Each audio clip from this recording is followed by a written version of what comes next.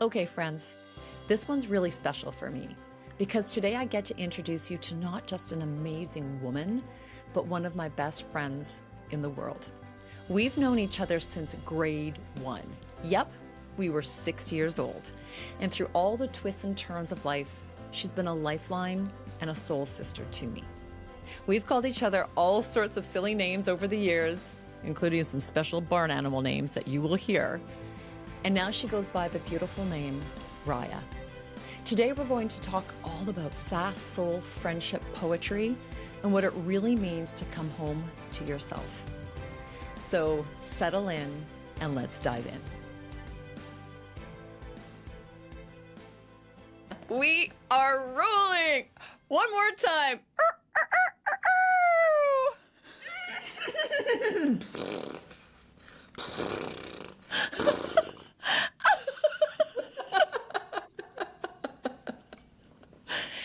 The best thing about doing a few takes is that we get to do that numerous times. And laugh every single time. Oh, baby, I am so happy to be spending my morning with you. Oh, likewise. I'm so delighted to spend this time with you. And also because we have such a huge time change between us. Every moment I get with you is so precious. So thank you Oh for my having gosh. me in your Oh, but new. you are my first official global friend coming onto Sass and Soul podcast to have important, heart leveled, deep conversations. I'm so excited. Thank you for inviting me. Such an honor Of to be here. Of course, of course. I wouldn't want to kick off with any other person. And I would love you just to describe what the beautiful light behind you is. For those that are listening and don't see it, there's a really gorgeous light. Is that the sunset? No, it's not at all. These are my bedside lamps, and I have a very special light bulb called Wise, and you can program it to be different colors. So I like it on the sunset setting, and I chose sunset because for me it's golden hour. The sunset is about to go happen, and it just felt like the perfect vibe for our little interlude today together. Oh, because it is set, the sun is setting right now in Los Angeles, because a lot of people don't know that that's where you're coming in from. That's right. I'm in LA and we're about half an hour away from sunset. It's 6:30 here in the evening. Yeah. Yeah. So right now you're having a conversation between someone based right now in Perth, Western Australia, currently in Los Angeles, United States, and but we grew up and met all way back in Cowtown. That's the affectionate name for our home city of Calgary when we were just 6 years old. Yes, so long ago, decades ago. I know, where does it go? And you know, Krista, what I'd love to, there's so many things that, like, as your friend, I want to ask you and explore, some of which we got an opportunity to do when I was recently in LA and I got to spend time with you. But I'd love to go back to little girls, little Krista, little Cindy, 6 years old. How would you have described how you felt about yourself and life as a 6 year old? Wow, this is something I haven't thought about in a long time. But as you were kind of painting the picture of the age that we met, I was immediately remembering when I saw you on the playing field at recess and you had your bouncy strawberry blonde hair and you were just so full of life and your eyes were like these firecrackers. Like you were just full of fun and ready for fun. And I just wanted to know you. So I'm remembering that moment and feeling very excited and in awe because you weren't like the other girls I had met in my class yet. You were in a different class. And I think at least that's what my memory remembers. And there was just something different about you that I was so curious about. I was really curious about this kind of unbridled enthusiasm that you seemed to have and still do have. And to that day, I mean, to this day, I still remember asking you if you would be my friend. And it has been one of the best decisions I ever made from 6 years old. And that decision of asking you if you wanted to be my friend on that playing field at recess was, just one of the best gifts of my life from then to this day. So that's what I remember, and just feeling so delighted to have such a fun friend and someone who saw the world differently and who wanted to understand the world differently and dream and play in our dreams and imagine what was possible and imagine different realms. And I'm also remembering being at one of your the first birthday party that you had that I went to. I think we were maybe in grade 3, and it was a sleepover, and we were in your basement, which had a tiki bar in it and a microphone where you used to sing frequently with your dad. And that was just so outside of my world. I mean, my house was pretty quiet and serious. And that you had this whole playground in your basement. And again, it was just this like joy, just pure joy is what I remember feeling when we got to hang out together as 6-year-old, 7-year-old, 8-year-old, 9-year-olds. Oh, Krista, first of all, I'm going to say it might have been your best decision to ask me to be your friend. It was the best decision I made to say, of course, let's go. Let's go play. Let's go do this thing of cold life. Yeah, and it started with recess. Good old recess. Man, I miss recesses. I think that's a thing that even now, like working with women and carving out time for ourselves, like seriously, 15 minutes, we would get out and play soccer. In fact, in wintertime growing up in Canada, do you remember we had 15 minutes to get our entire snowsuits on, get our mittens on, get our get our toques on. They call them beanies here, toques on, and we'd race outside, and we just would like pack so much into like the 10 minutes we had before we had to come back take it all off again and get back to class, right? Like, just think of the joy that we did in doing so. Yeah, the taking of a break, but the devotion and the labor that was required in order just to get outside. The managing of the mittens alone. Do you remember having a string that held the mittens together, and it would be threaded through the arms of the coat so we wouldn't lose our mittens? I completely remember that. It's so funny you say that, like the management and devotion, and there's possibly a reason why you and I are both living in warmer climates. Yes, definitely. Definitely. One thing that when I think of you, I don't remember that the first time we met. I actually don't. In fact, it's hard for me to remember you not in my life. But I just see you in this fuchsia pink like jumpsuit. I remember a fuchsia pink jumpsuit, these pigtails, and just this desire to go deep. Like when I think of you, one of the first word that comes to my mind is depth and deep. And that means like part of the reason I call you horsey is because when you yawn, like your mouth is like, you're taking in so much air. Like there's a depth of even that, but there's a depth of desire of wanting to understand things. There's this depth of laughter from your belly. Like it's just deep, deep. And even as a kid, like me right now, looking back and seeing you, I just see this deep desire to like suck like the juice or understanding or experience into your bones. That's my memory of you, but you're also still the same.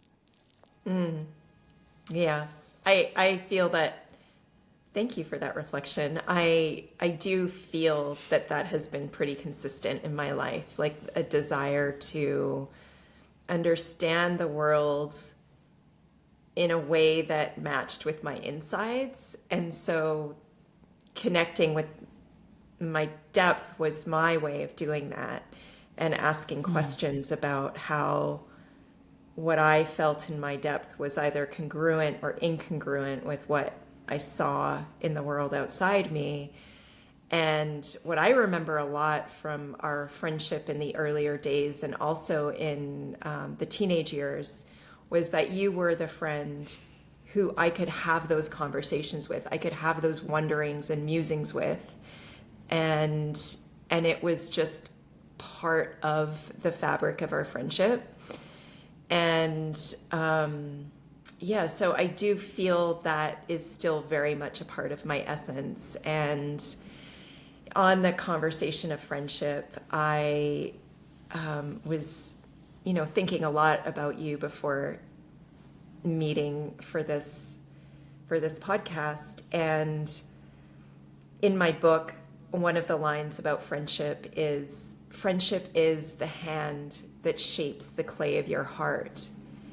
And for me in my life, you are definitely one of those friends who has shaped the clay of my heart, because you were complicit with your own curiosity and your own wondering and your own hunger and desire to experience the world. And still to this day, that remains true, no matter that we've lived very different lives on different sides of the world. And whenever we see each other, that same consistency of our essence that never changes is still there. And it's just such a gift to be able to enjoy that for so long. Yeah.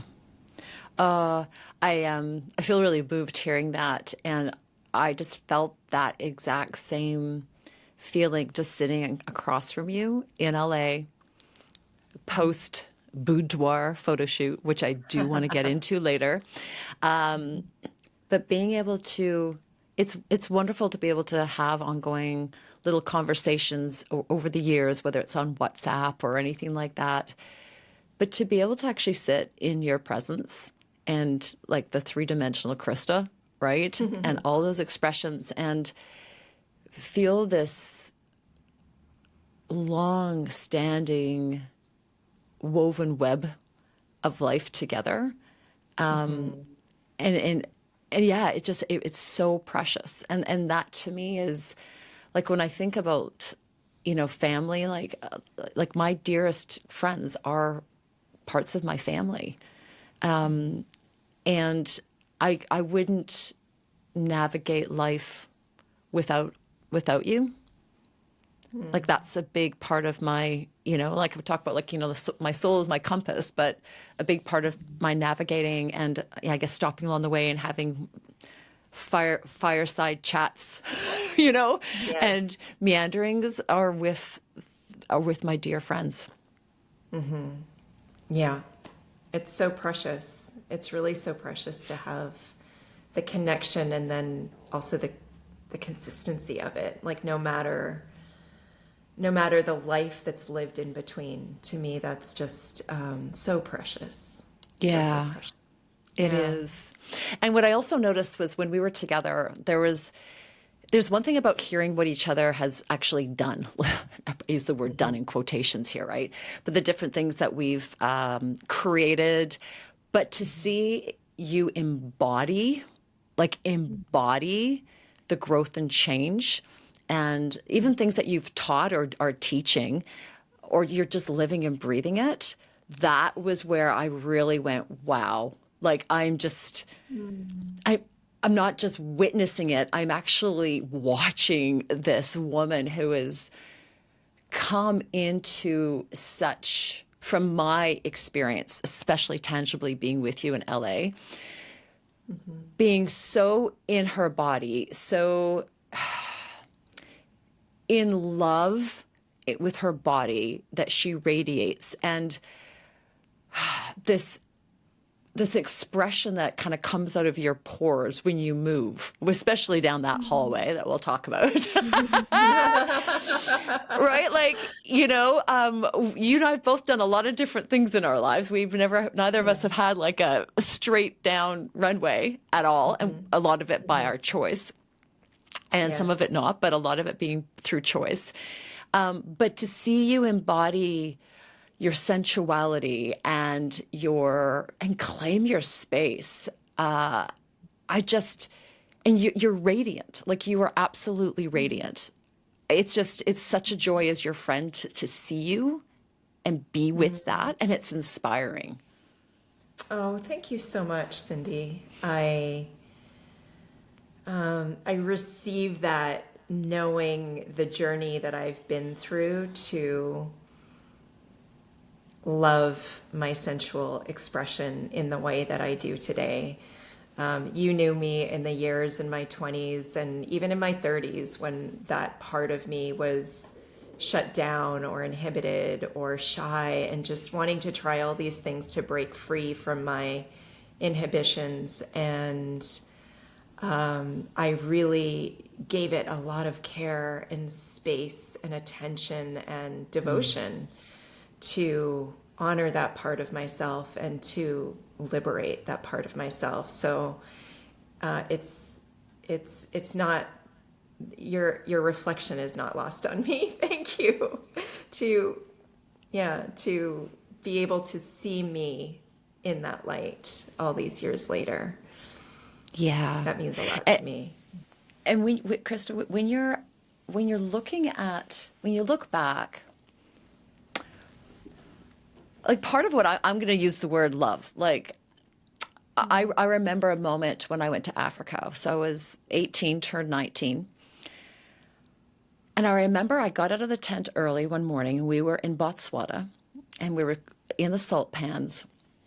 And I got up and I walked out, and the sun was about to rise. And I'd already been away from home for probably a good 5-6 weeks by that time. So it had a lot of distance in those rich days and experiences in that 6 weeks from having just recently been back at home. And I suddenly, what was washed over me was this feeling that just brought me to tears. And it was, I love myself. And I didn't think I didn't, but it was just something, it just came over me. And it was such a powerful part of my journey. I almost feel like a big part of my shift started then. I still had a long ways to go to honor that, to know what that looked like, and boundaries, and explore that deeper. But that was a really pivotal felt experience for me. Is there one for you that comes to mind, knowing that there's not often just one and that's it, but there's numerous ones? Yes, the catalyst for me was definitely when I did ayahuasca for the first time in Costa Rica. I was 39 years old, so that was the era where I had the most profound awakening. And I had childhood trauma that came up that let me understand and gave me the clarity for why I was so afraid, not only of intimacy, but I was so afraid of using my voice and honoring what felt right and true in my body. And once I had that clarity, it freed me, because I realized that all of the fear that I had been living in and had been controlling every decision I made in relationship to my body and in relationship especially to my sensual expression was governed by fear. And I saw that I had another choice. And I think for most of my life, I didn't really see how to access that choice. So for me, it was having that awareness that was a domino effect for everything. And then after that moment, it was very much a process of choosing it. And so, as part of my own healing journey at that age, I found out about pole dancing classes in New York. I was living in New York at the time, as you know, and a friend of mine had told me about a sensual moving meditation. And I didn't know that it was pole dancing. She just described it as a sensual moving meditation. And I knew that I needed to experience that and commune with my body that way. And it ended up being pole dancing. So it was every moment in those classes that I gave myself full permission to enjoy the pleasure of being in my body and to find out what pleasure meant to me just by being in my body and moving and loving what that movement felt like and getting out of my head around any self-judgments that I had about myself, my body, my expression. And so for me, it was very different from what you described in your experience that washed over you. For me, it was a very active internal choice almost for probably five solid years. And in the how can I say this? The beginning of that journey was the most sensitive, raw, beautiful. And then the more and more I just practiced choosing it and getting to know who am I when I have full permission to enjoy pleasure in my body, then it just became part of who I am. And it became part of also knowing who I am by being in the moment. Because if I'm connected to body sensation in the moment, then I'm present. If I'm not, then I'm not really fully present. So it taught me so much about being present, both with my emotional life and my physical life. And movement is a part of that. So yeah, it was many moments that I chose on that path of becoming. Yeah, and that is, I think, a really profound experience that many, many women have, and many humans have, of being disconnected from our bodies and not honoring, not even sometimes knowing how to honor them because we don't know what the fear is that's holding us back, right? What is your key sign that you need to attune more or you're not honoring? Like what is a very clear sign for you? For me, because I'm so body oriented, I know when I'm overriding myself because I'll feel collapsed in my chest. I feel it in my chest, and I also feel clenching in my throat. Those are two visceral signs for me where I know that something is off, and I'm either feeling an emotion that I haven't fully acknowledged and honored, or I'm going in a direction that, for whatever reason that my mind doesn't even understand yet, is not aligned with my full sense of self. Yeah. So yeah, I think for me, it's definitely the visceral signs that are the quickest for me to recognize. And then also I've noticed on let's say the mental level, if I feel confusion, that's also a sign for me. If I feel confusion or disoriented, I know that something is off and I really need to check in with myself. Yeah, yeah. Oh, I love hearing that clarity.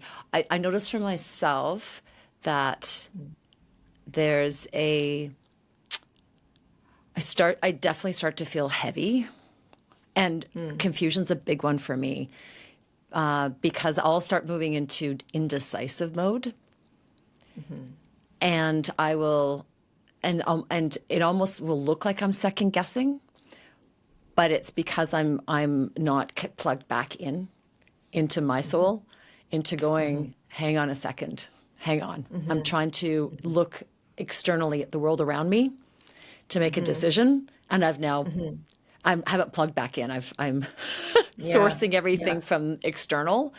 That's a big one for me.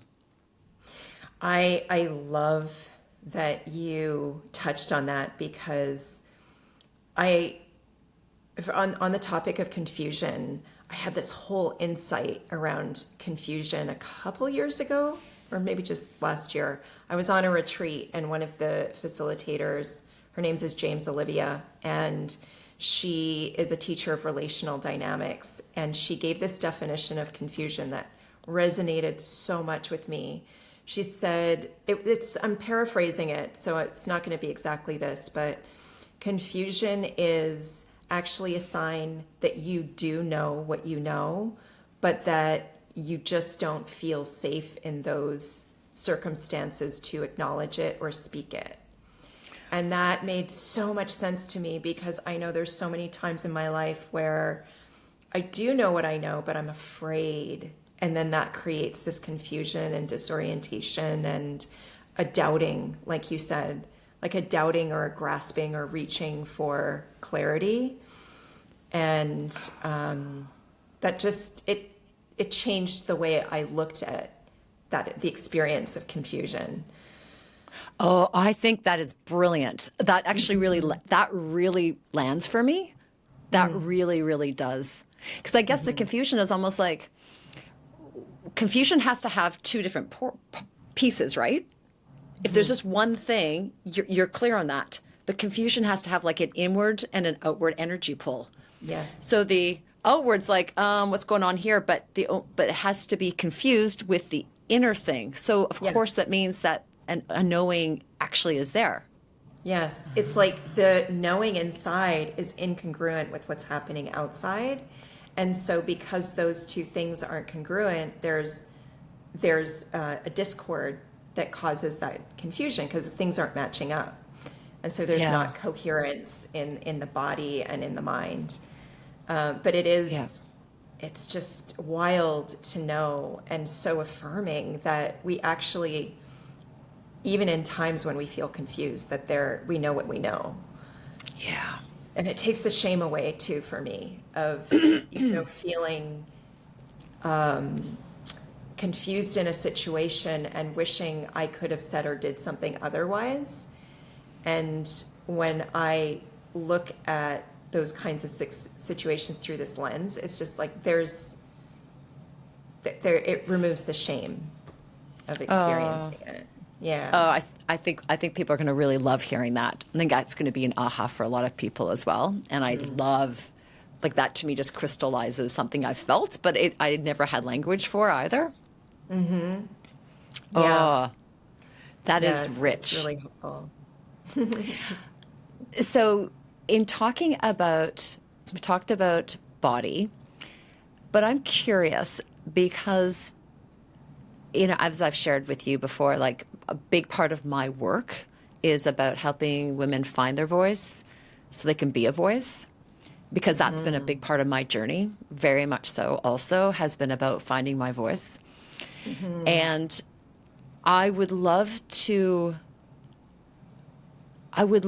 ask you, I guess, first of all, I do want to bring this up right now.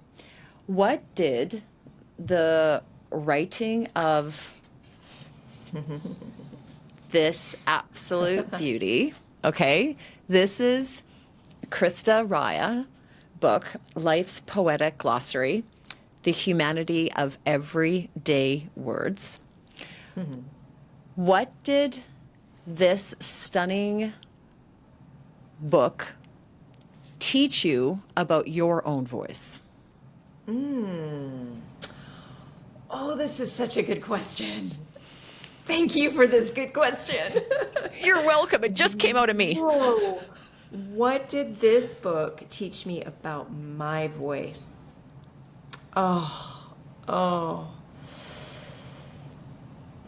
Writing this book was so simple to me. It was really a deliberate meditation every single day for 30 days in a row, bringing what was inside of me into the outside in a very clear lens that helped me to exfoliate any distortion I had about my life experiences that had any negative associations with these words. And what I learned about my voice is that it's very simple. It's actually very simple, and there's depth. And I think that is really truly me. And that was the experience that I had in the process of writing it, was just connecting with simple truths that would remind me of navigating my own life, and it also not negating the the distractions that could get in the way of that clear lens, by anchoring it with depth. And so I learned that actually writing this book was very simple in a lot of ways. It's not a book that I had dreamed of writing for many, many years, even though I had the idea probably 7 or 8 years ago. I learned that actually the process of writing is, the process of writing it was so much easier than I could have imagined. I think I judged that finishing a book would be very hard, but it wasn't. And I really learned that if I just put my voice down on paper, it will resonate with the people who it's meant to resonate with. And that simple truth was just so affirming, because I would have never known unless I wrote it and then shared it with people. These are kinds of thoughts that I have all the time on my own, but not culminated them into one book. And so I learned that there's value in that. I learned that there is value in the simplicity of sharing my voice, no matter how many people read it. And that is a question that I remember asking you in LA, because I've definitely gone through a journey of writing a book. And I asked you this, but I'm going to ask you this again.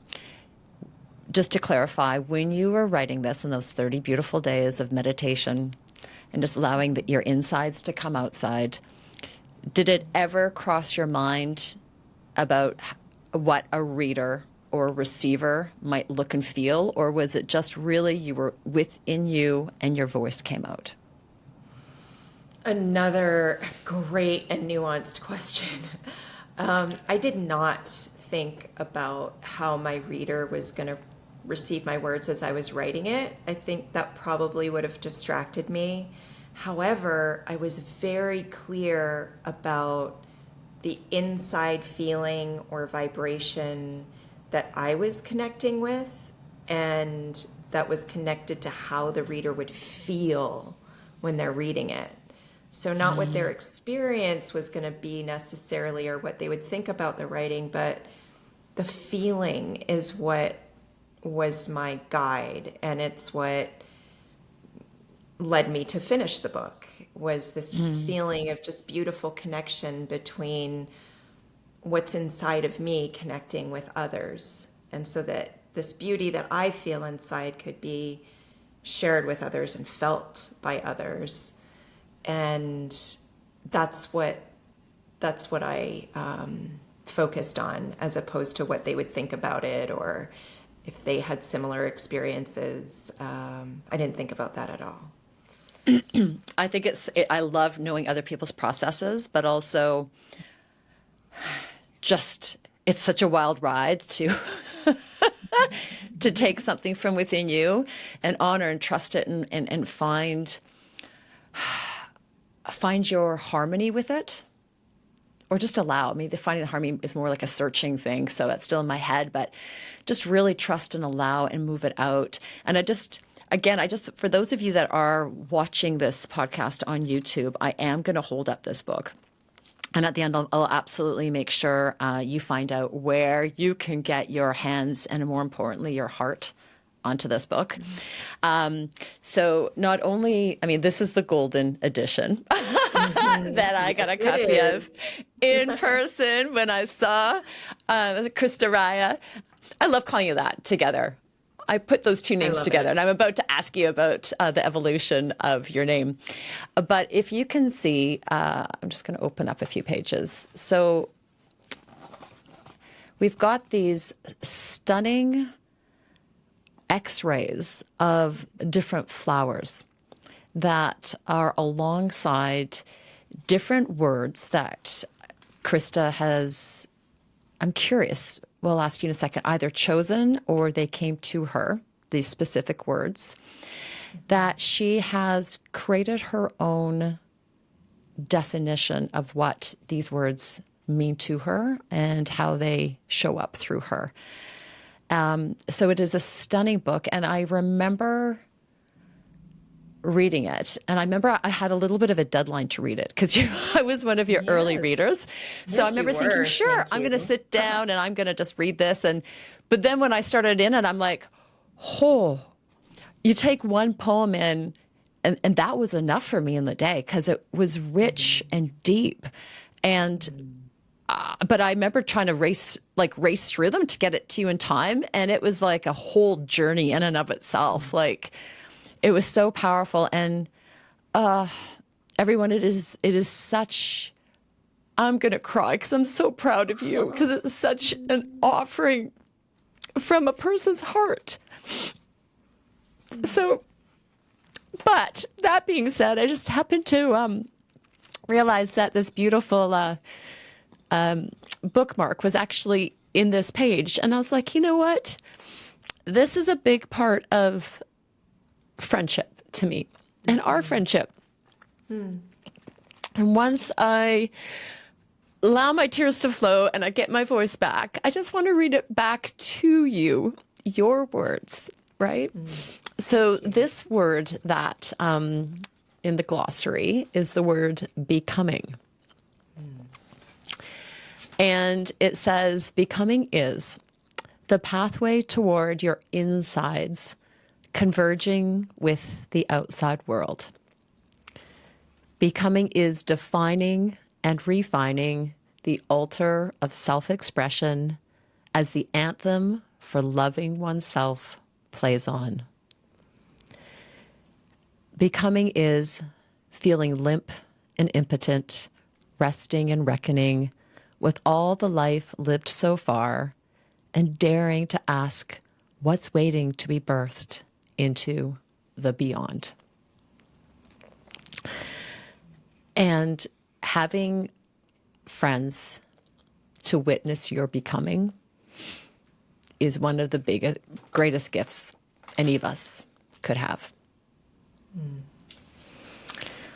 I couldn't agree more. Thank you for reading that so I could receive it from your voice. Definitely. I really just want to honor this. I really wanted to ask you about your own becoming through this book. And of course, I want everyone to go and find this book. We'll put links in the show notes. Krista, how does someone who has written this book, delved into her own sensuality, taught sensuality classes, created her own lingerie line called Permission. How did you get there when you started in environmental science? And because, like I said, you and I did not take the normal path. I had this one woman one time asked me if she could sit down with me and ask me how I got into leadership and leadership consulting, and I laughed, and she goes, "What did you study?" And I went, "So are you wanting me to tell you what leadership course did I take?" And I'm like, if you want to hear about kayaking with orca whales as a guide, working in the mountains, working in the film industry, like if you want to hear about that, I'll tell you. but that's my route. And with you, what I remember, let me just see if I can remember and add on to this. Ready? This is going to be funny. So, okay, environmental studies. And then, but we're talking jobs, Jobs, okay, job. And then from jobs, well, owning a brownstone and running it as an Airbnb, maybe slightly illegally. At times, I was renting for short term after the rules had just changed, but it was legal when I started it, and then the rules changed, and got it. Happened. She's fine. No one has to go after her. Doing masseuses late at night, poker nights, doing some kind of foreclosure real estate, something like that, and being like a fit model for Kmart. Yes. You remember that one too. Yes. These are just some of the many. So this is what I love, right? Because again, so often we think people have these clear paths, even if we logically know most of us don't. But I just love being able to go, what did all of those streets or like intersections, or what did they teach you, and how did they support you in where you're at now and who you're at now? Wow. There's so many chapters, as you know, but so I started right out of university as an environmental advisor, as you mentioned, for this multinational corporation. And what I learned from that job is that I am not someone who is designed, just in my structure and the way I get fulfillment from work, by hierarchy and being kind of pigeonholed in a job. I learned then pretty early, thank goodness, that I thrive in being an entrepreneur and being able to make choices that I think are going to, in some way benefit me and others. And I'm laughing because I'm thinking of then when I left that job, moved to New York to pursue acting, which was so rich and gave me a playground for really getting to know myself a lot more deeply than I ever would have had in the kind of work that I was doing in environmental science. And I got to explore and understand my emotional life and ultimately where my blocks were. And that kind of personal understanding is just something we can't really measure, right, in terms of what we learn and how it brought us to who we have become. But alongside that, as you know, I had all these side hustles, like doing massage at a poker club. And I learned so much about human beings in the poker club. And I also learned so much about how I could make the most money every time I went in for one of my shifts. And just so everybody knows. Yeah. I want to know. I want you to make sure you answer that. I want to know. How did you know? I will. How did I know what? How to make more money at those shifts. Oh, yeah. I will share that for anyone who is interested in becoming a masseuse at a poker club. So just so everyone can picture this, this is in the poker clubs were basically in like these huge office spaces with fluorescent lighting. A lot of the players were very competitive, and there would be 8 poker tables in one huge open room. And as they were playing poker, I would be the masseuse circulating in the room, and I had my pillow that I brought with me. It was basically a pillow you could sleep on. They would turn their chair around and put their chest against the pillow and continue playing while I gave them a massage. So this is the setup. And I learned that I could do special, like little touches, like I put lavender sheets inside the pillows so they could relax more. And I brought them home-baked cookies that then they would tip me even more for. And I brought them, I think at one point I brought them like a wet face cloth so they could kind of like clean their hands or something, or I'd put it on their neck.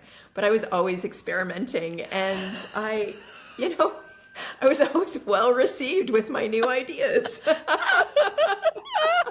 Okay, I'm going to say a couple things there. One, I'm glad you clarified because when you first told me, when we talked on the phone back when you were doing it, I literally in my mind imagine like a dark, dingy Yeah, cellar, right? It everyone was does. Yeah. creepy, and then and I'm like, oh my God, this is dangerous. Like, what are you doing, Krista?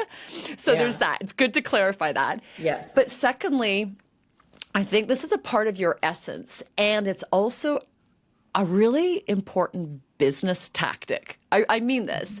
So one is you've always been that person who's always had like brought a little something or made Yes. something a little extra special. Like I think that's how you represent yourself, but it's also such a beautiful, loving gift to receive. So even when you picked Michael Thomas and I up at in LA, right? Yeah. Not only did she drop us off at our Airbnb, but she had a little care package. You know, she had all these little bits of food because she just knew that, you know, we just done like, you know, 3 long flights just to be able to give us some nourishment.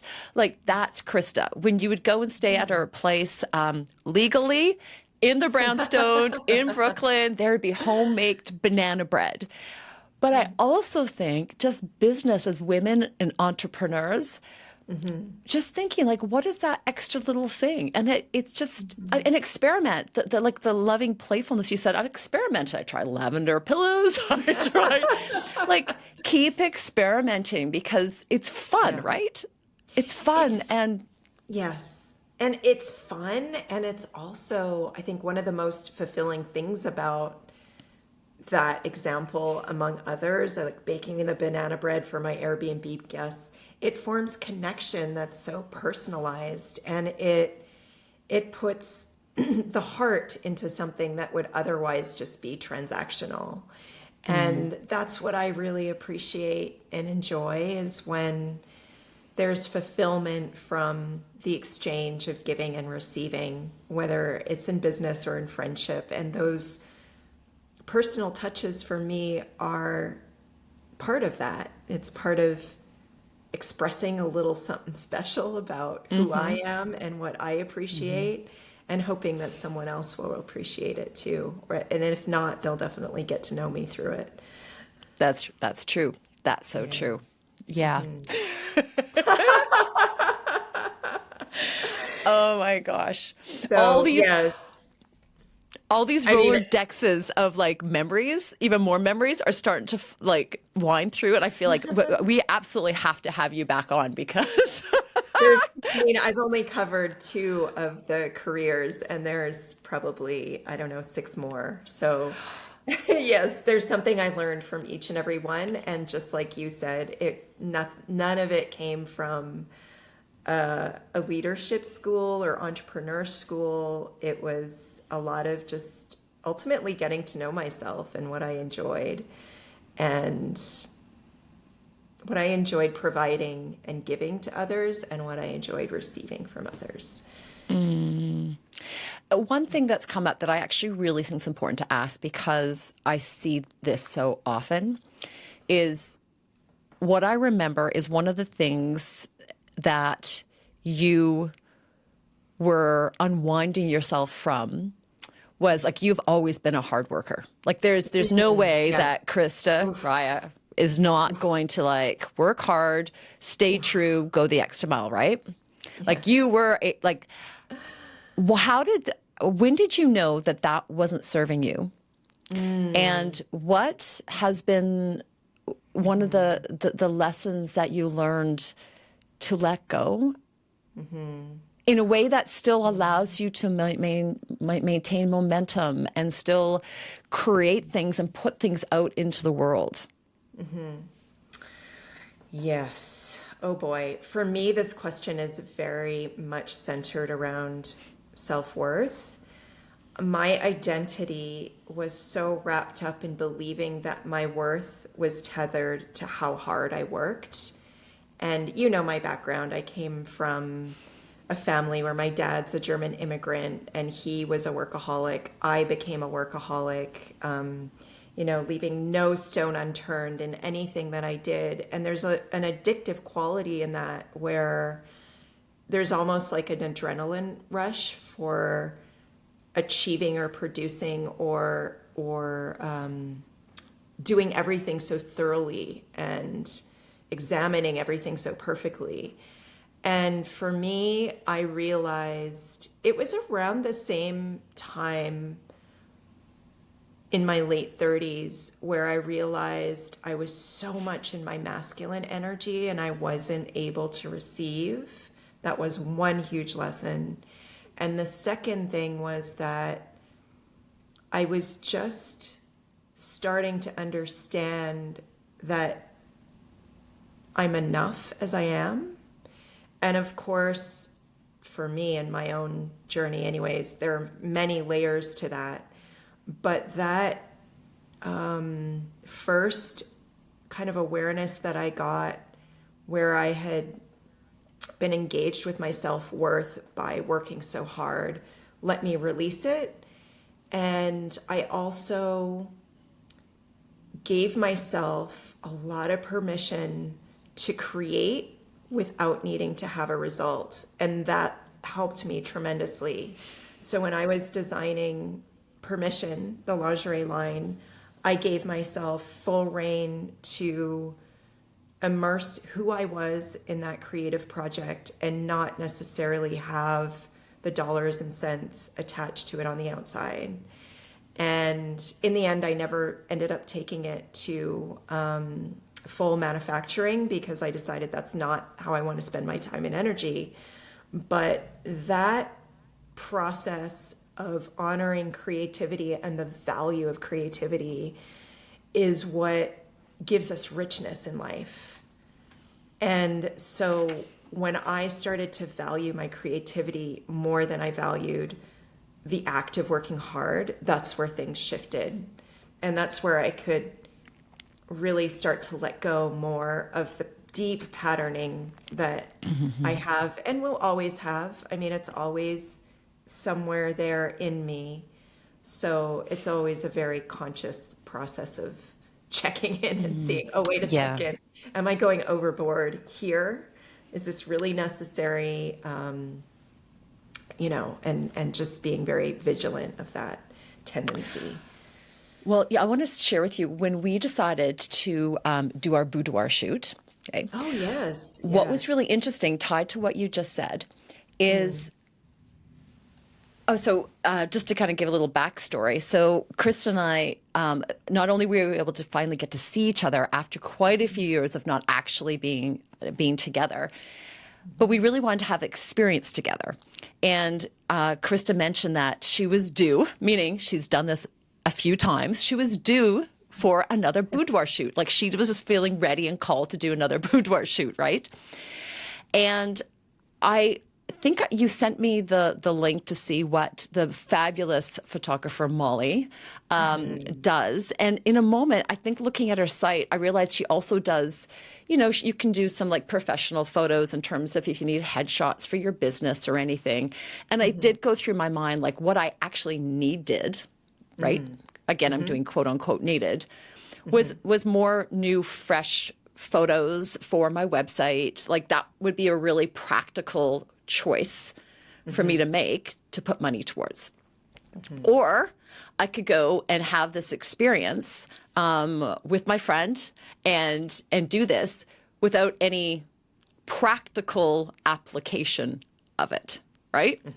And, we just spent all this money going to Canada, 3 people, you sit there and it went through my mind and I'm like, what would be the wisest choice I could make for myself is to honor my own shout outs of being deliciously selfish and do something simply for myself just to do it, just to experience it. And of course, the whole purpose was to actually do it with you. Like that was the call. But underlying, this did go through my mind. Like, well, maybe that would be better because it's logical and I could go, hey, putting money into that makes sense, right? But to do something, like you said, allowing yourself to create with the lingerie line without an expectation, doing something for the mere pleasure. And if it came something, fine, but there's no tie in and must have an external, production of. And that was really important for me to make that choice. What made you make that choice in the end? Like, how did you get to decide, oh, I'm going to do this for me?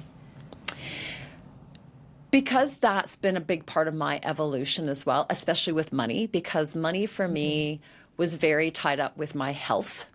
And so I've done a lot of unwinding as I've gotten healthier. I've also had to deal with the financial, so not just the lack of health to me also equaled the lack of money, because I'd always go into debt in order to get my body healthy and aligned again. So I had a lot that I had to unwind. So sometimes just using money just for sheer pleasure and not, like, I'll put it into my business like that. and I'm fairly abundant thinking that way. Or into my health. Like, something's going on, I won't even think twice. I'll go book in with an osteo. I'll go do whatever I need to do, right? But just for sheer pleasure is something that I'm leaning more and more into. So I knew it was quite a pivotal choice to make. But I remember being at the dog park and it was going through my head. Right? It was. I'm like, as it does at the dog park. Yeah. As it does, right? Yes, it does. Rocky's running around, and so it was. So it really was a logical point, knowing how good it would be for me. Because I knew the experience with you was going to be a blast. I knew that, but it wasn't like I was hankering to have something come out, like something tangible to hold on to. Like, whereas if I made the other choice, I would have. Yes. So that was also partly why doing that with you had an extra level of meaning for me. I love that. Again, it comes back to, like, valuing the pleasure of just being creative, right? And allowing that to be gifted to ourselves. The pleasure of it is enough. And it fills so many other aspects of life, I find anyways, that are then immeasurable. It gives me that fulfillment. Yeah. And in fact, I do want to wrap up with this beautiful boudoir shoot, because I really want to talk about it. On the heels of that, of LA, we flew to Canada, spent beautiful time with family. And then, as you know, Thomas got to go to the same summer camp as I went to. Yes. But when I dropped him off, I went into Canmore, where you did I think one of your more recent book signing stints.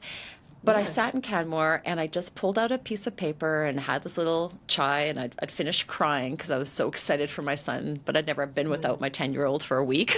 But I sat there and I pulled out a piece of paper, and like a poem just literally came through me. And I used to write poetry.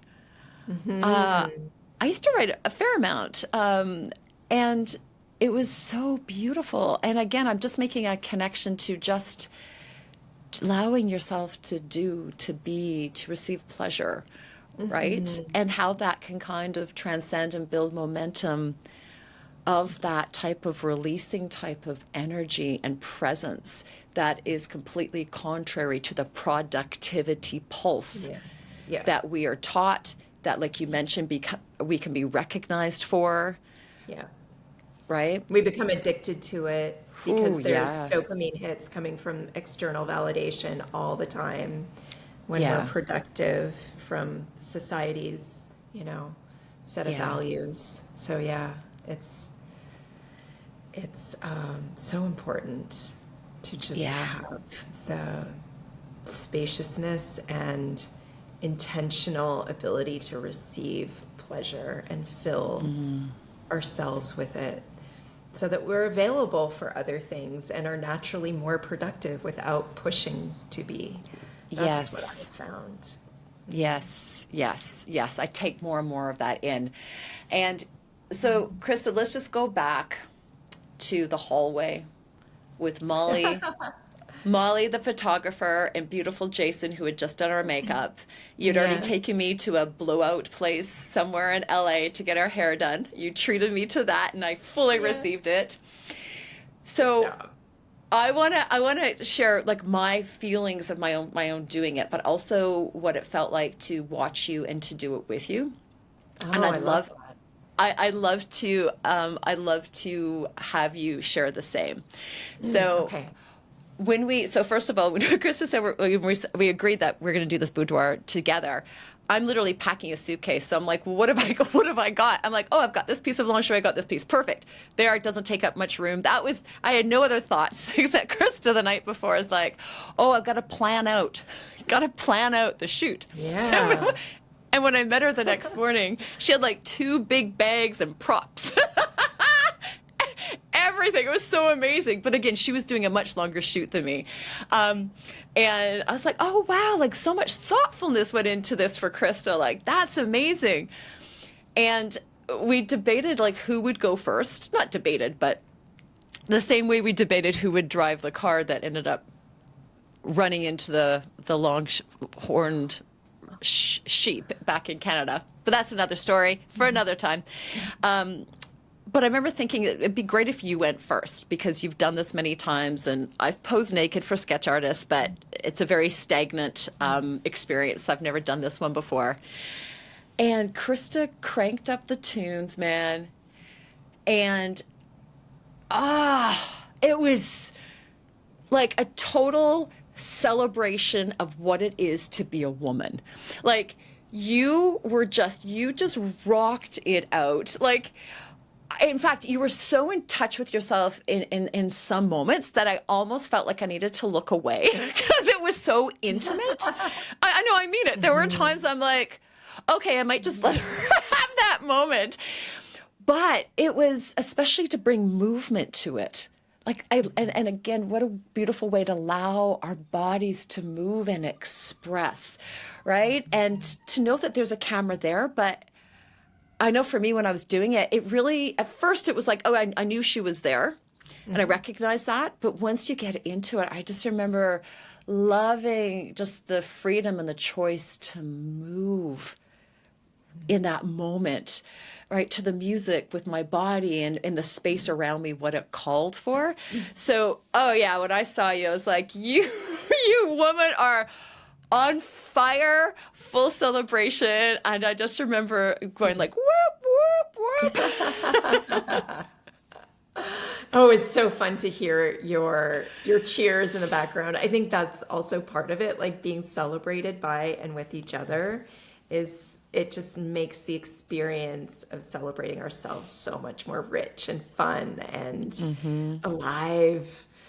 So yes, I also loved that part. Did you have more you wanted to say about it before I share mine? Well, one thing I wanted to share was, oh, no. I'm going to save that. Ooh, I hit the mic. I'm going to save that. You tell me, what was your experience? Well, as you've mentioned, I've done boudoir photo shoots before for myself, and the reason why I do them is because it's really a celebration of communing with my sensual and pleasurable expression that allows me to connect with my inner beauty and to break out of any ideas, judgments, societal conditionings around what beauty is. And so it is, to your point, for me, it's a very intimate experience because I am with myself and not even aware or wanting to be aware of how I'm being seen by the outside world. It's really just for me. And then the beauty of doing a boudoir photo shoot is that I get a reflection back to myself of what I feel in the inside while I'm communing with that sensual expression. So for me, it's such a gift to see a photographer like Molly, who is incredibly talented and dexterous with capturing the milliseconds of moments that happen during this process, that I get to see myself back, almost like looking in the mirror. And I'm like, oh, that's what it looks like when I'm expressing what I feel. I can remember what I was connected to most of the time. And it's, for me, just it's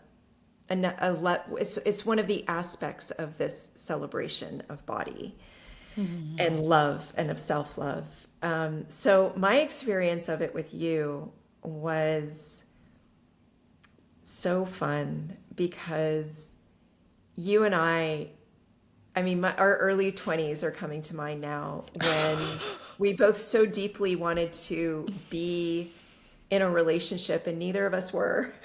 And we so badly longed, or not badly, we longed and thought often about how could it come to be that we would be sharing our bodies with someone who would allow us to know our pleasure. I mean, that's what it was for me. I couldn't even conceive of what that would be like.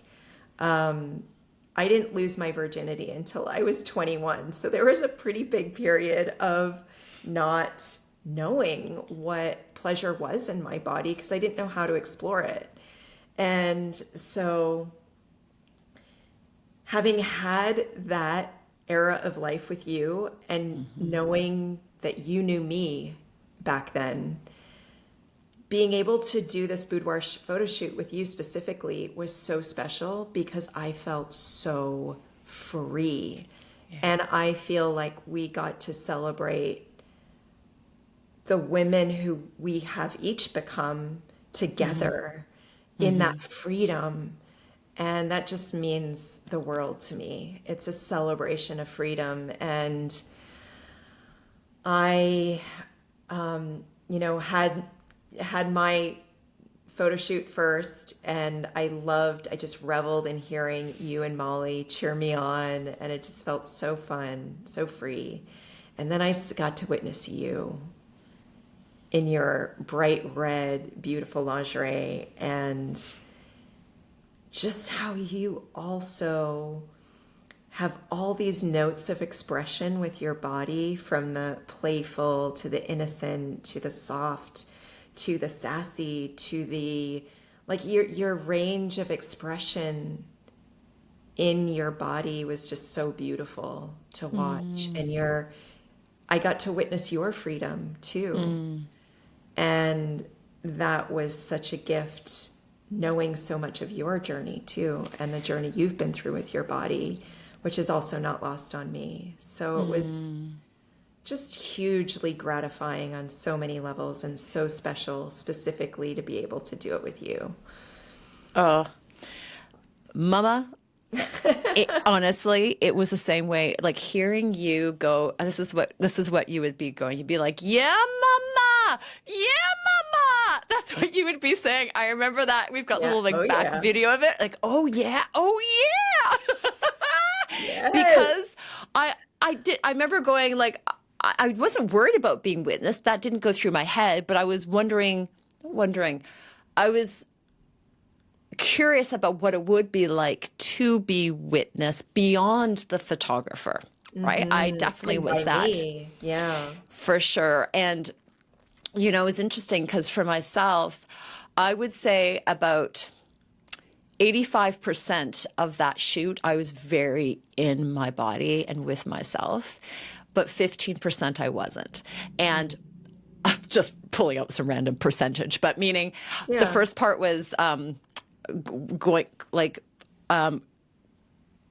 crawling across the couch. One was so uncomfortable and awkward, and I was falling, and so I was like, I was just laughing, because I'm like, this is just not working.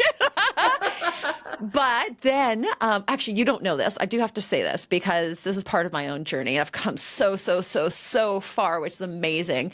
But to any other woman who is still on this journey of coming into a loving relationship with your body, when you finished, I went into the bedroom and I was just starting to like, not change, I was starting to undress.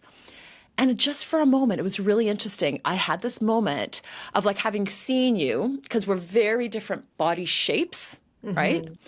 We're like the same height, but incredibly different body shapes.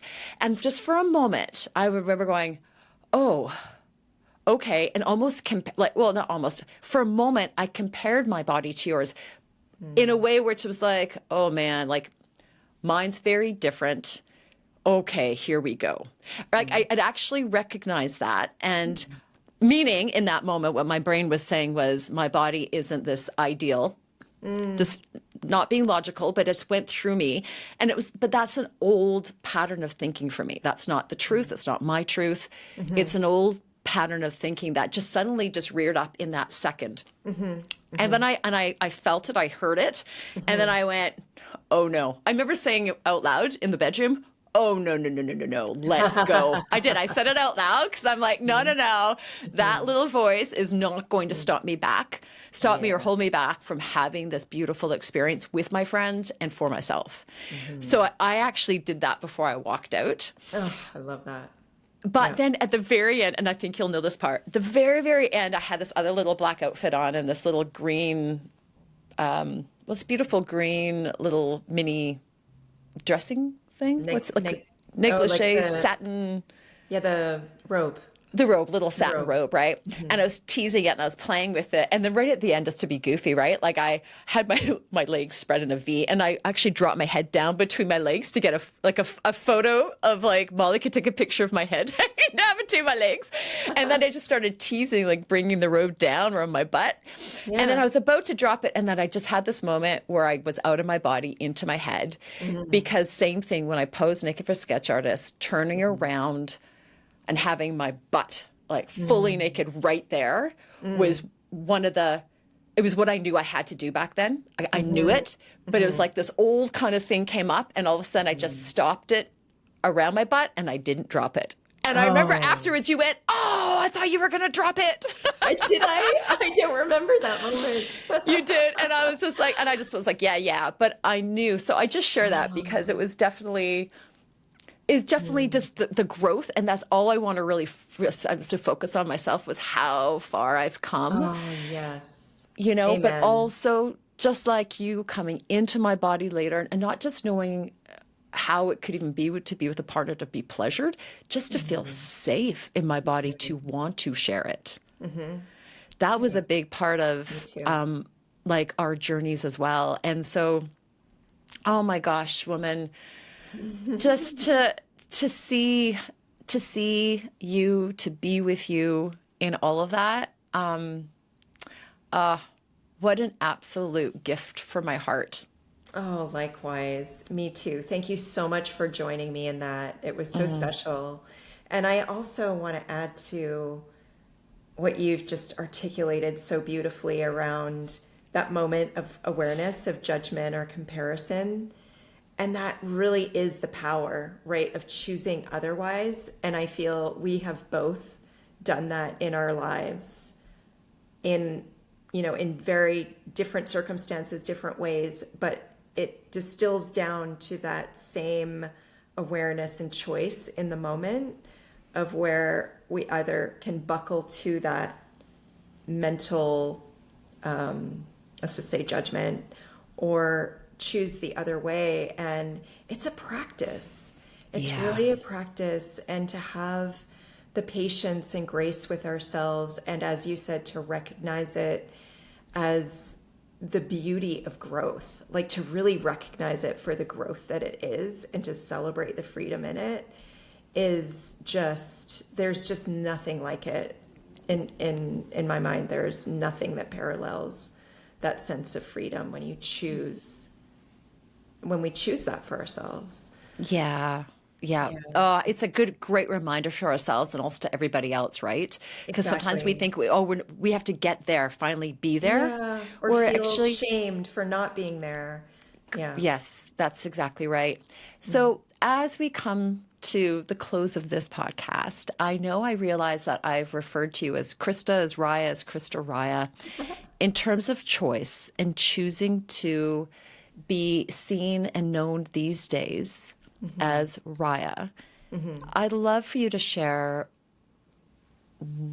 why, what that name means to you and the identity that you claim through that name. Wow. I just want to revel in this moment and see if I can do it justice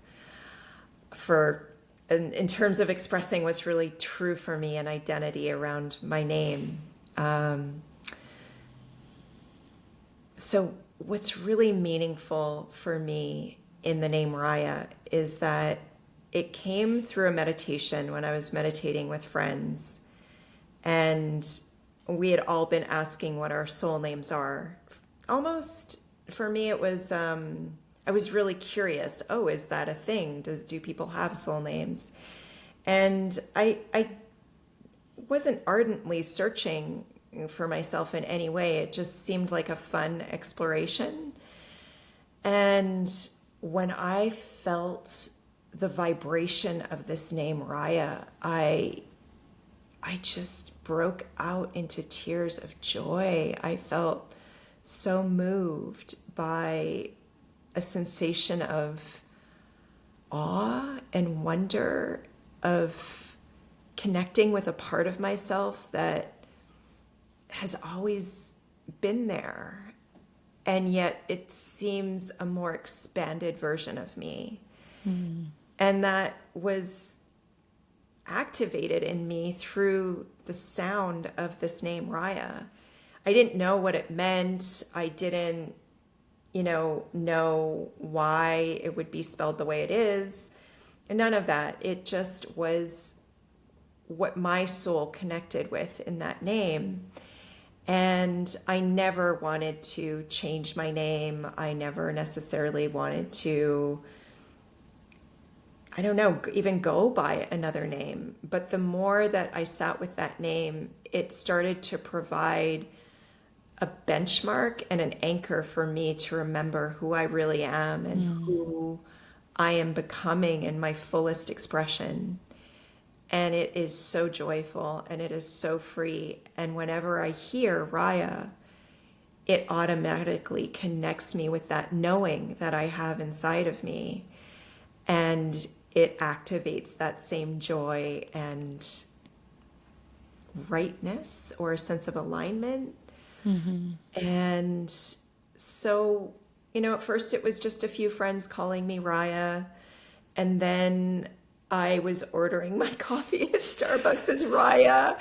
And it felt so good. Like, I can't tell you how good it felt for it to see Raya written on that coffee cup. And I was like, this is what life is for.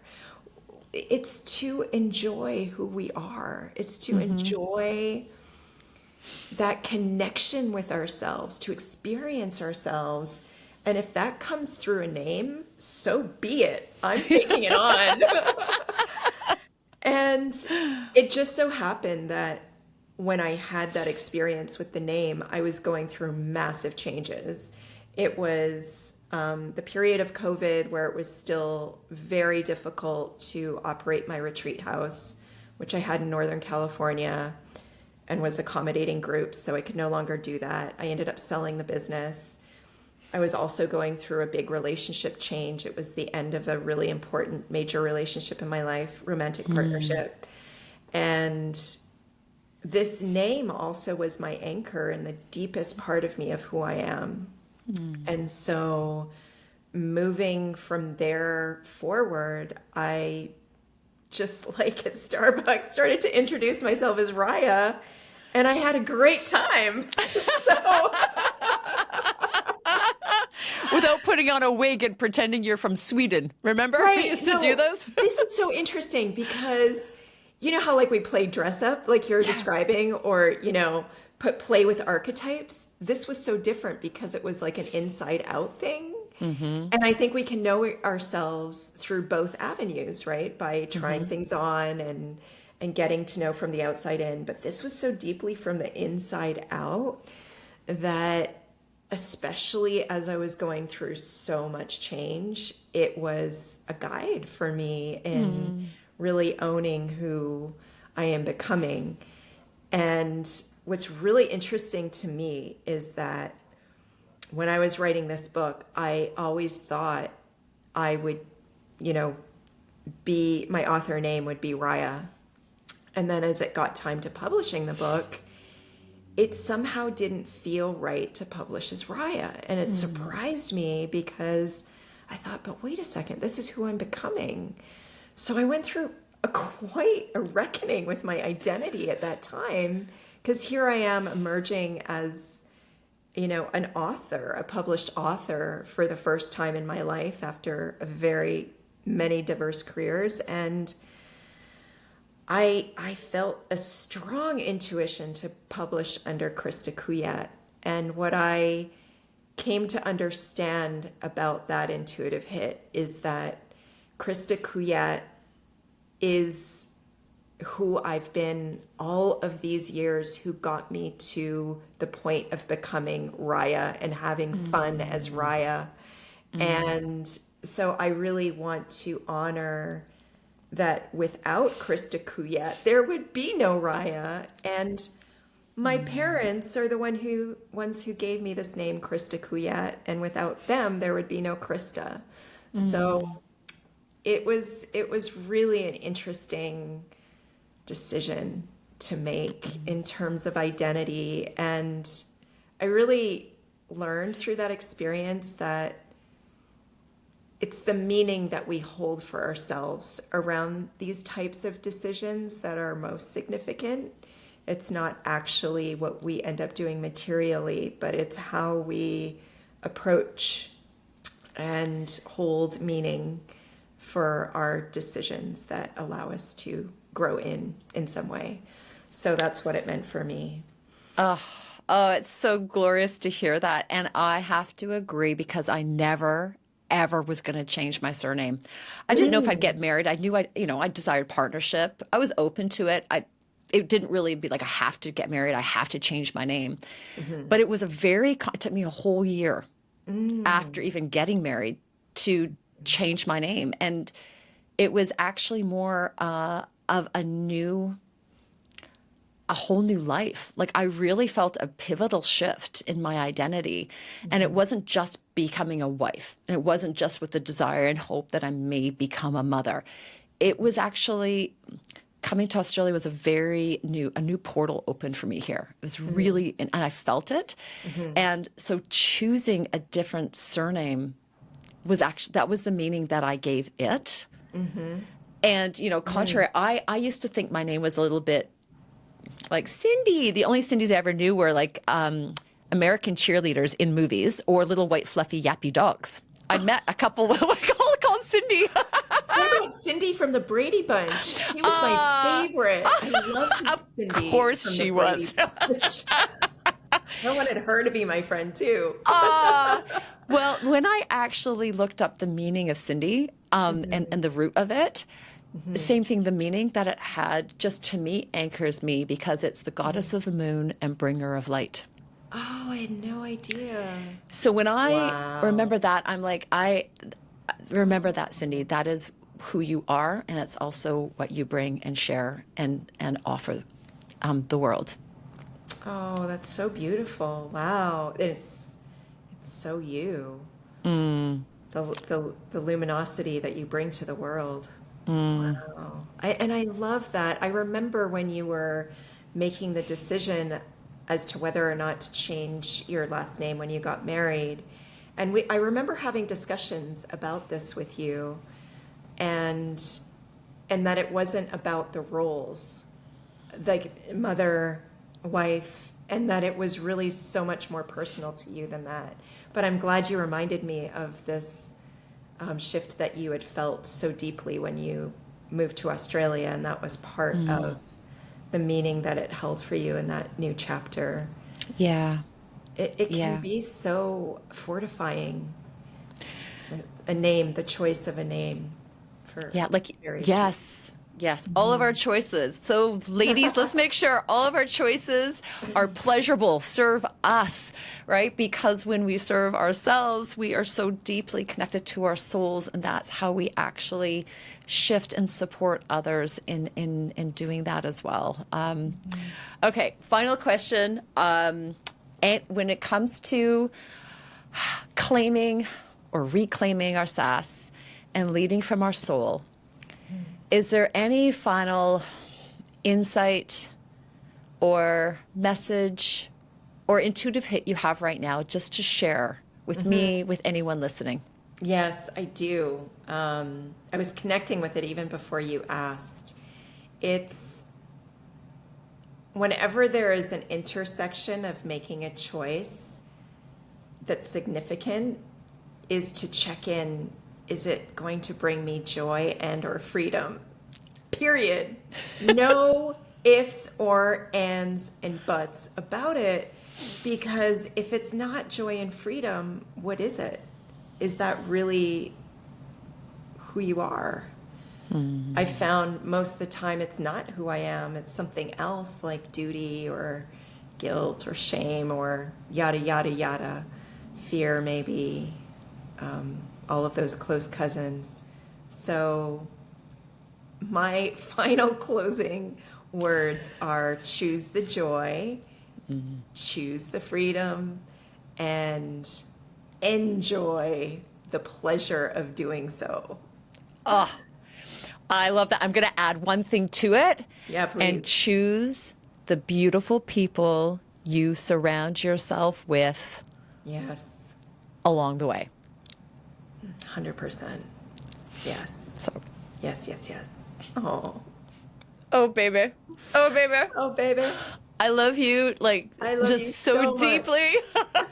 I'm reaching through the screen, touching ya. All right. I just enjoy your beautiful, delicious, wise lights back there. Have a beautiful sunset. Now night in LA. Yes. I've just reveled in this conversation, and I can't wait to touch base soon. I will tell everybody in the show notes, like, where to get your stunning book, where to find you, where to see you, where to engage with you.